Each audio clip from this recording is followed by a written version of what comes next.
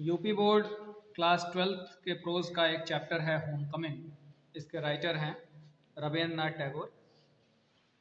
रविंद्रनाथ टैगोर के बारे में सभी लोग जानते ही हैं, हमारा राष्ट्रगान इन्होंने लिखा है। लेकिन रविंद्रनाथ बहुमुखी प्रतिभा के धनी थे। इतनी अधिक प्रतिभा बहुत ही कम लोगों के अंदर देखने को मिलती है। यह कवि भी थे, कहानीकार भी थे, उपन्यासकार भी थे, शिक्षा शास्त्री भी थे, नाटककार भी थे, संगीतकार भी थे, मतलब पता नहीं। और वहाँ चित्रकार भी थे। संभवतः ही कोई ऐसी चीज हो जो इनके अंदर न रही। इन्होंने एक विश्वविद्यालय की भी स्थापना की। इनका नाम, ब्राह्मण परिवार से थे, इनका नाम रविंद्रनाथ ठाकुर था। पिता गगनेन्द्र नाथ ठाकुर। ठाकुर जो टैगोर हुआ ना, ये अंग्रेज लोग धीरे धीरे टैगोर बना दिए। बोलते बोलते ठाकुर को टैगोर धीरे धीरे हो गया। ठाकुर से ठाकुर, ठाकुर करते करते बिगड़ते बिगड़ते टैगोर अंग्रेजों ने किया। तो कलकत्ते के थे ये। इन्होंने एक विश्वविद्यालय की भी स्थापना की है, शांति निकेतन या विश्व भारती विश्वविद्यालय। कलकत्ते से थोड़ी दूरी पर है ये विश्वविद्यालय। तुम लोग कभी जाओ तो घूम सकते हो, देख सकते हो। हम लोग तो गए हैं।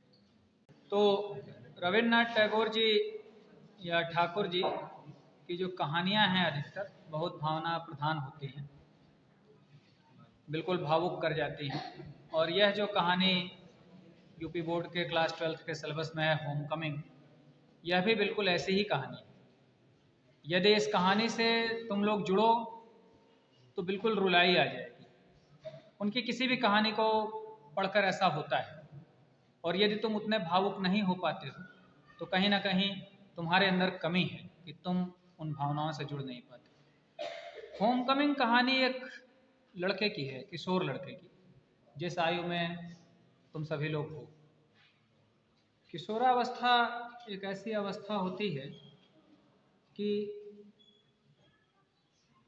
खुद भी समझ नहीं आता कि हम क्या करें।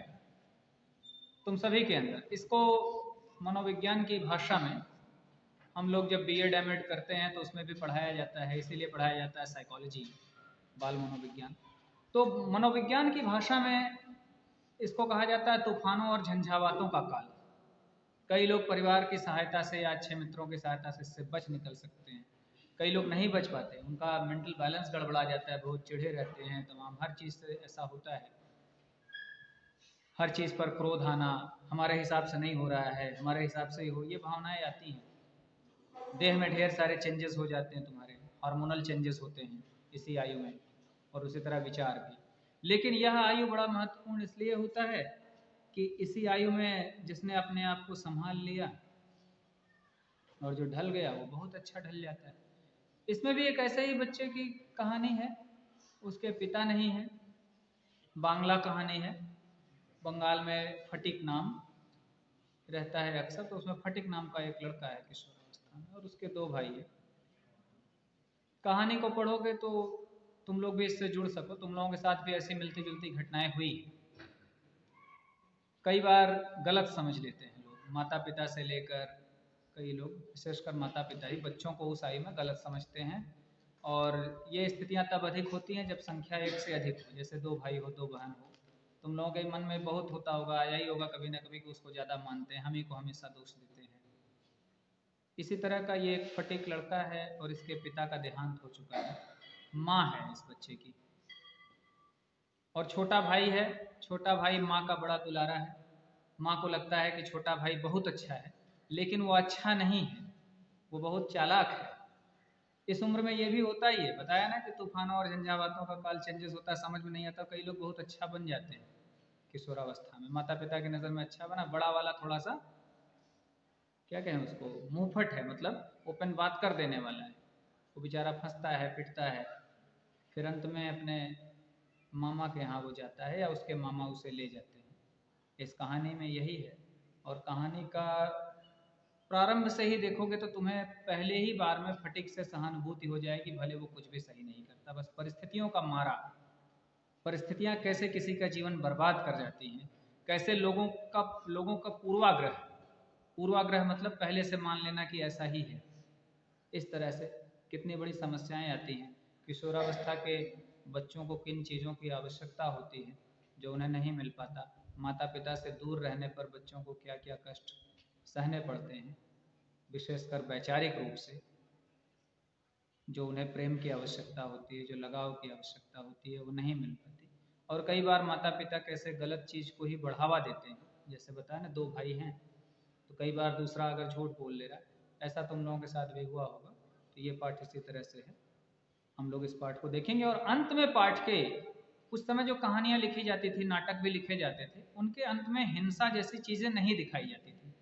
फिल्मों में भी ऐसा था, जैसे मर्डर, रेप या कोई ऐसी मृत्यु जो दुखद, ज़्यादा दुखद हो। मृत्यु भी देखो, मृत्यु हमेशा दुखद ही नहीं होती। कई बार जैसे बहुत वृद्ध है तो हमारी भारतीय संस्कृति में तो लोग बाजा बाजा बजवाते हैं कि इन्हें मुक्ति मिली, सुखद मृत्यु होती है कि पर्याप्त जीवन जी लिया, सारे सुख देख लिए और मृत्यु को प्राप्त हुए। लेकिन यदि बच्चों की मृत्यु, तो राइटर उसको ओपन नहीं लिखता, इस स्टोरी के लास्ट में बात छूट सी गई है कि पता नहीं फटीक जीवित बचता है या नहीं बचता है। ये पाठकों के विवेक पर छोड़ा है राइटर ने। ये तुम लोग भी समझो अपने हिसाब से, क्या सही क्या गलत, संभवतः उसका देहांत हुआ या संभवतः वह बच गया, ये तुम्हारे ऊपर छोड़। पहले नाटकों में भी ऐसा था, मर्डर नहीं दिखाया जा सकता था, रेप नहीं दिखा, पहले फिल्मों में भी नहीं दिखाते थे, पुरानी फिल्मों में भी नहीं दिखाते थे मृत्यु वगैरह इस तरह, चिड़िया ऐसे उड़ गई या दिया बुझ गया, ऐसे प्रतीकात्मक रूप से दिखाया जाता था। समाज के मानदंड दूसरे थे। अब ज़्यादा खुला खुला ये सारी चीज़ें दिखाते, क्योंकि इसका गलत प्रभाव पड़ सकता था, बच्चे की मृत्यु भी इस तरह से। तो हम लोग इसका टेक्स्ट देखेंगे। स्टोरी का जो टाइटल है होम कमिंग, यानी घर आना, तो क्या फटीक वापस घर आ पाया या नहीं, यह बहुत स्पष्ट नहीं हो सकता, लेकिन अपने घर को कितना वो मिस करता है ये क्लियर होगा। अब हम टेक्स्ट देखते हैं। Phatik Chakraborty was ringleader among the boys of the village. A new mischief got into his head. There was a heavy log lying on the mud flat of the river, waiting to be shaped into a mast for a boat. He decided that they should all work together to shift the log by main force from its place and roll it away. The owner of the log would be angry and surprised, and they would all enjoy the fun. Everyone seconded the proposal, and it was carried unanimously. Unanimously. Phatik Chakraborty was ring leader among the boys of the village. गांव के लड़कों का वो ring leader था। Ring leader मतलब नेता। कुछ बच्चे ऐसे होते हैं तुम लोगों की आयु में, या तुम लोगों में भी संभवतः कुछ लोग रहे हों, वो नया नया खेल आविष्कार करते रहते हैं, खोजते रहते हैं, बाकी बच्चे उनकी बातें बड़े बहुत ज़्यादा मानते हैं। तो फटिक चक्रवर्ती ऐसा था। New mischief got into his head, उसके मस्तिष्क में एक नई शरारत आ गई। There was a heavy log lying on the mud flat of the river, waiting to be shaped into a mast for a boat. Boat पे मास्ट लगता है, मस्तूल उसको कहते हैं, ऐसे खड़ी बड़ी लकड़ी होती है मजबूत, तो लकड़ी का बड़ा सा लट्ठा पड़ा हुआ था नदी के कीचड़। बंगाल की नदियां ज़्यादातर कीचड़ वाली हैं। वो क्यों है, तुम लोग जियोग्राफी पढ़ोगे तो समझोगे, क्योंकि नदियां वहीं जाकर फिर बंगाल की खाड़ी में ज़्यादातर मिल जाती है। तो जब अपने मुहाने के पास पहुंचती हैं नदियां तो वो स्लो हो जाती हैं, इसलिए काफ़ी जमाव करती जाती हैं। ये हमारे टॉपिक से है नहीं, डेविएट हो जाएगा। तो खैर वहाँ कीचड़ था और वो बड़ा सा लट्ठा वहाँ पड़ा हुआ था और बड़ा भारी भी था, बड़ा भी होता ही है क्योंकि उसको बोट का मास्ट बनना था। He decided that they should all work together to shift the log by main force from its place and roll it away. तो कहा कि भाई इसको लुढ़का के दूर कर दिया जाए, सब लोग बल लगा के इसको दूर कर दें, यहाँ से थोड़ा हटा दें, छिपा दें।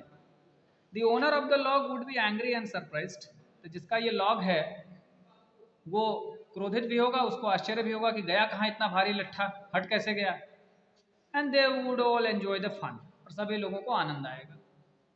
इस तरह की शरारतें बच्चे करते हैं, उन्हें आनंद मिलता है इस तरह के काम में। और कई लोग बड़े भी हो जाते हैं, उनका बचपना नहीं जाता, तो इस तरह की शरारत करते हैं। Everyone seconded the proposal and it was carried unanimously. Unanimously मतलब एक सुर में, बिना किसी विरोध के, सब लोग सेकंडेड यानी सहमति जताए और सभी लोगों ने मिल के ये हो गया कि भाई प्रस्ताव पास हो गया। ये जो उसने प्रस्ताव रखा, सब लोग एकदम एक साथ वो हो गए, सहमत हो गए, चलो भाई ऐसा कर दिया जाए, इसको सरकाया जाए, खिसकाया जाए। तुम लोगों ने कभी कोई भारी चीज़ एक साथ उठाया हो, बड़ा लकड़ी का लट्ठा या उठाने का प्रयास किया हो या किसी को देखा हो, तो एक साथ उसमें बल लगाना पड़ता है सभी लोग, इसीलिए अक्सर कुछ बोलते हुए लोग बल लगाते हैं। अब बड़ी बड़ी मशीनें आ गई, नहीं तो पहले हम लोग तो रेलवे लाइन के पास ही बचपन बीता है कलकत्ते में, तो वहाँ देखते थे तो जब रेलवे की पटरी या ये उसके स्लीपर्स हटाना हो तो एक साथ बल लगाते थे, जोर लगा के, फिर सब लोग बोलते थे हैशा, और एक साथ जोर लगाते थे। तो यहाँ भी ये करना था क्योंकि लट्ठा काफी बड़ा और भारी था। But just as the fun was about to begin, Makhan, Phatik's younger brother, sauntered up and sat down on the log in front of them all without a word. The boys were puzzled for a moment. He was pushed rather timidly by one of the boys and told to get up, but he remained quite unconcerned. He appeared like a young philosopher meditating on the futility of games. Phatik was furious. Makhan, he cried, if you don't get down this minute, I'll thrash you. Just as the fun was about to begin, ये खेल, ये आनंद जैसे ही प्रारंभ होने वाला था, यानी बिल्कुल अब प्रारंभ होने ही वाला था, माखन जो कि फटिक का छोटा भाई था, साउंटेड, अचानक प्रकट हो गया, कहीं से अचानक आ गया, फटिक का छोटा भाई जिसका नाम माखन है। And sat down on the log in front of the wall without a word, और सभी के सामने जाके उसी लट्ठे पे बैठ गया, विदाउट अ वर्ड, बिना कुछ बोले, एकदम चुपचाप आया, आके उसी लट्ठे पर बैठ गया। The boys were puzzled for a moment, एक क्षण के लिए लड़कों को समझ में नहीं आया कि अब क्या करें, लकड़ी को तो लुकाना था, धकेलना था, ले जाना था। He was pushed rather timidly by one of the boys, एक लड़के ने उसको धक्का तो दिया, लेकिन बड़ा डर डर के धक्का दिया। अब सोचो कि इतने लड़के हैं, सबको आनंद लेना है, लेकिन उसको धक्का भी दे रहा है तो डर के दे रहा है, क्यों? इसका मतलब है कि उसका स्वभाव उन बच्चों को पता है कि भाई बर्रे का छत्ता है, इसीलिए देखो रादर टिमिडली ये वर्ड ऐड किया है राइटर ने, धक्का दिया, and told to get up, उठ जाओ ऐसा भी कहा, डरते हुए धीरे से कहा उठो यहाँ से। But he remained quite unconcern, लेकिन वो बिल्कुल अप्रभावित रहा, बिल्कुल उसके ऊपर कोई असर नहीं हुआ। He appeared like a young philosopher meditating on the futility of games, ऐसा लग रहा था कि जैसे कोई छोटा सा दार्शनिक हो और इसी लकड़ी पे बैठ के ध्यान लगा रहा हो, इस बात पे विचार कर रहा हो कि खेल वेल सब बेकार की वस्तुएं हैं, जीवन में इनका कोई महत्व नहीं। जैसे फिलोसफर लोग कहते हैं ना भाई, जीवन क्या है, संसार मिथ्या है, तो ऐसा लग रहा था वो भी वहाँ बैठ के कुछ सोच रहा है बड़े फिलोसफर की तरह, कोई उसके ऊपर असर ही नहीं हुआ, यानी इस तरह से नाटक कर रहा है कि जैसे वो विचारों में मग्न है। फटिक वॉज फ्यूरियस, फटिक बड़े क्रोध में आ गया था, वो चिल्ला पड़ा, Makhan if you don't get down this minute I will thrash you, अगर इसी मिनट नहीं उठे, तुरंत अगर उठे नहीं तो मैं तुम्हें पीट दूंगा, आई विल थ्रश यू, पीट दूंगा। Makhan only move to a more comfortable position, इस धमकी का असर यह हुआ माखन के ऊपर कि और आराम से स्थिर होकर बैठे, ठीक है ना, जैसे मैं ऐसे बैठा हूं थोड़ा सा और कंफर्टेबल। अब देखो कैरेक्टर कैसे डेवलप हो रहा है, पहले ही सेंटेंस में फटिक का कैरेक्टर, फिर जैसे ही माखन इंट्रोड्यूस किया देखो उसका कैरेक्टर डेवलप कर रहा है राइटर, किस तरह से कैरेक्टर आ गया कि कम ढीठ नहीं, भले उससे छोटा है। Now, if Phatik was to keep his regal dignity before the public, it was clear he ought to carry out his threat. But his courage failed him at the crisis. His fertile brain, however, rapidly seized upon a new maneuver which would discomfit his brother and afford his followers an added amusement. He gave the word of command to roll the log and Makhan over together. Makhan heard the order and made it a point of honor to stick on, but he overlooked the fact, like those who attempt earthly fame in other matters, then there was peril in it. अब घटना यह हो रही है कि काफ़ी ज़्यादा समस्याएं, कि वो डरा नहीं उसकी धमकी से। अब फटिक लीडर था तो उसका भी स्वाभिमान था, इतने लड़के देख रहे हैं, उसकी धमकी का असर नहीं हुआ। तो Phatik to keep his regal dignity, उसका जो नेतृत्व का जो आत्मसम्मान था उसको पब्लिक के सामने बचाना था, तो it was clear he ought to carry out his threat, तो उसने जो धमकी दी थी उसको पूरा करे, तभी भाई सम्मान बचेगा। लड़के कहेंगे हाँ धमकी दिया पीटने का तो पीटा। But his courage failed him at the crisis, लेकिन इस क्राइसिस के समय, इस जटिल समय में उसके साहस ने उसका साथ नहीं दिया। यानी फटिक अपने ग्रुप का यंग लीडर है, लेकिन अपने भाई के सामने उसके साहस ने साथ छोड़ दिया। उसकी हिम्मत नहीं हो रही है कि पीट दे। अब अनुमान लगा सकते हो कि माखन भी कम नहीं। फिर देखो कैरेक्टर आ रहा है इसी तरह कैरेक्टर डेवलप होते हैं। फिर his fertile brain however rapidly seized upon a new maneuver, उसका मस्तिष्क बड़ा उपजाऊ था। भाई ग्रुप लीडर तो था, इसीलिए मस्तिष्क उपजाऊ था। इसीलिए जब बच्चे थोड़े दुष्ट टाइप के होते हैं तो मैं जानता हूँ कि वो थोड़े से क्रिएटिव अधिक होते हैं, क्योंकि सामान्य बच्चों से दुष्टता भी ठीक से करते बनती नहीं। उनकी ऊर्जा को सही दिशा में लगाए। जैसे तुम्हारे पास यहाँ डैम है ना, डैम है ना भाई, बांध है ना, अगर यही ऊर्जा कंट्रोल्ड ना हो, सिंचाई होती है, कई जगह डैम से बिजली बनाई जाती है और भी तमाम कार्य होते हैं, तो विनाश ला सकता है। तो ऊर्जा को सही दिशा में चैनलाइज करने की आवश्यकता होती है। बहुत बड़ी जिम्मेदारी भी हो जाती है हम टीचर्स की भी, गार्जियंस की भी। सही दिशा में, ये नहीं कि गलत दिशा में झूठे बोलना सिखाए और भी किसी गलत काम की ट्रेनिंग। अब वो हिम्मत तो उसका नहीं, हिम्मत नहीं हो रही है, लेकिन एक नया विचार उसके मन में आया और वो बहुत उपजाऊ विचार था। और क्या आया? इट वुड डिस्कम्फिट हिज ब्रदर, कि भाई को भी नीचा दिखा देगा, भाई की पराजय भी हो जाएगी। And afford his followers a new added amusement, और उसके फॉलोअर्स, उसके चेले चपाटों को, उसको मित्रों को नया आनंद भी मिलेगा। यानी एक ऐसा विचार आ गया कि मित्रों को मजा भी आ जाएगा, भाई भी पराजित हो जाएगा बिना पीटे। He gave the word of command to roll the log and Makhan over together, तो उसने आदेश दिया कि दोनों को एक साथ ढकेल दो, दोनों को एक साथ धकेल दो, लुढ़का दो। यानी बैठा है, बैठे बैठे ही धकेल दो, लुढ़का दो। माखन heard the order and made it a point of honor to stick on, लेकिन माखन ने भी अपने सम्मान का प्रश्न बना लिया। ट्रेजेडी आती कैसे? जब हम सम्मान का प्रश्न बना लें कि हमारे सम्मान का प्रश्न है। ईगो जब आ जाती है तो वहाँ ट्रेजेडी आती है। देखो ट्रेजेडी कैसे प्रारंभ हो रही है।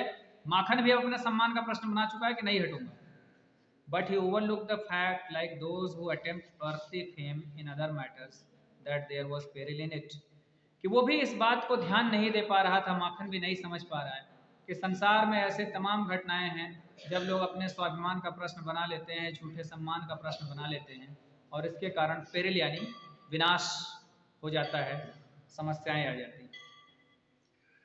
The boys began to heave at the log with all their might, calling out, 1, 2, 3, go! Heave the log, पूरा बल लगाने लगे। एक साथ सारे लड़के लट्ठे पे जोर लगाए और बोले 1, 2, 3, और इतना कह के and at the word go the log went, और जैसे ही गो शब्द हुआ सबने एक साथ धक्का दिया और वो लट्ठा, वो लकड़ी का लट्ठा चला, और with it went Makhan's philosophy glory and all, और जैसे ही लट्ठा चला उसी के साथ माखन की पूरी फिलॉसफी चली गई, पूरा दर्शन उसका, पूरा शान, उसकी अहंकार, सब कुछ उसी के साथ चला गया। ठीक है, यहाँ तक रखते हैं।